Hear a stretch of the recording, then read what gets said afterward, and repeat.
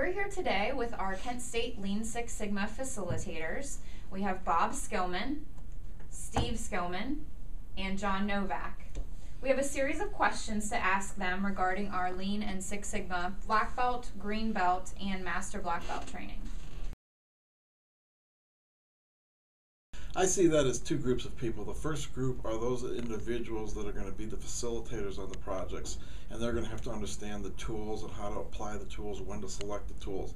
The second group are individuals from the management group that are going to have to support the Lean Six Sigma and continual improvement efforts. So anyone in management that's going to be directing and selecting projects and managing Lean Six Sigma Black Belts and Green Belts should be part of that as well. We're simply the best there is at that. What other questions do you have? We've got the depth of material, we've got the instructors, and we've been doing it since 2003. We've trained hundreds of black belts and master black belts.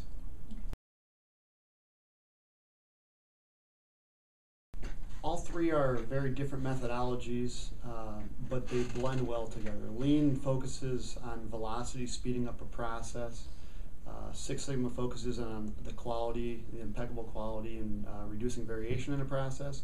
And Theory of Constraints is similar to Lean, works on velocity, but takes into account where bottlenecks show up in a company. And if bottlenecks are there, sometimes Lean ideas of flow don't always work. So there needs to be a blend of the three, and Theory of Constraints kind of aims you where to put your Lean Six Sigma activities.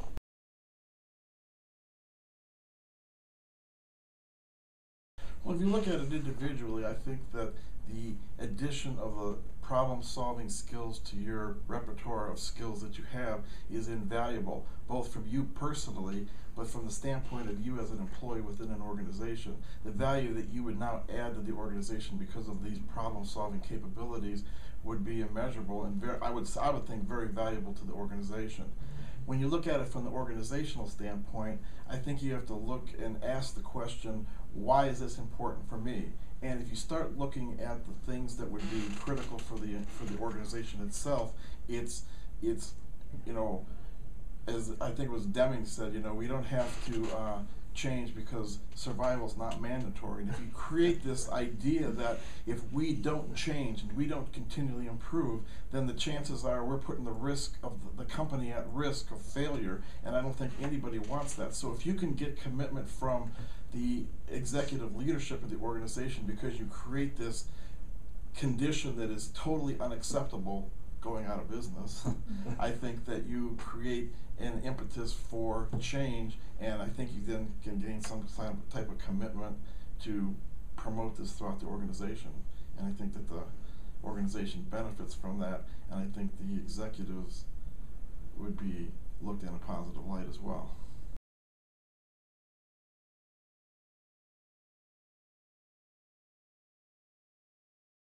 Well, Lean Six Sigma works with any operation that has a process, and a process is a step within a system, and a system delivers a service or it delivers a product, and process steps frequently are flawed. And Lean and Six Sigma and Theory of Constraints tools go in, they work on the process step to improve the overall aim of the system.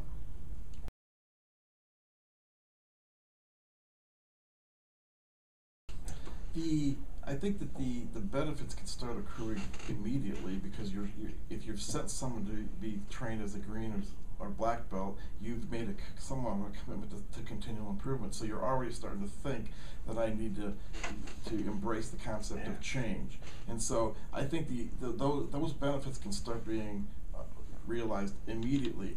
As you start developing projects and executing projects, you're going to start seeing the successes that those things bring, that those projects bring, and I think then it'll start to accelerate in terms of the benefits to the organization. And it's all dependent upon the organization and how well they embrace the whole concept of continual improvement that's going to equal what type of success they have.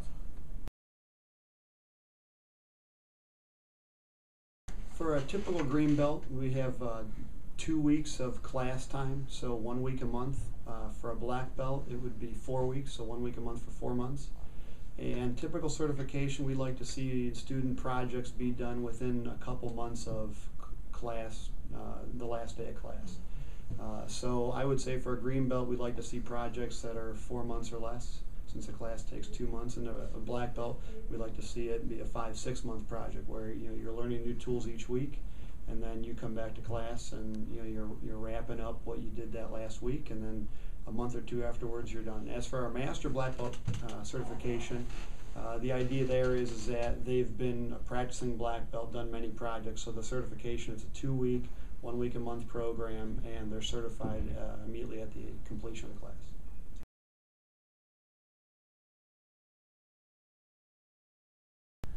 Well, it's difficult to put an exact number on it, but we do track that. Part of every project is counting the gains, and we have our students report that as part of their final project report out, and then we keep a ratio here at Kent State, and we're currently running at 28-1. That's 28 times the investment in the program.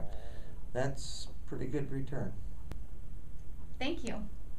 We hope to see you in one of our programs soon. Yes, we do.